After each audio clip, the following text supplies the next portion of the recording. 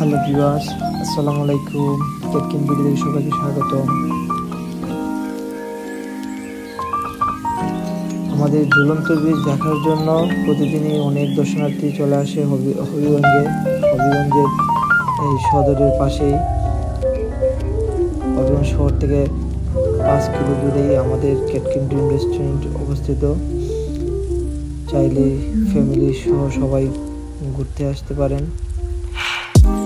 ঝুলন্ত ব্রিজের যে একটা ভিউ আছে এটা দেখার জন্য, বাচ্চাদের জন্য কোনো পার্ক আছে, খেলার পার্ক আছে, সবই আছে।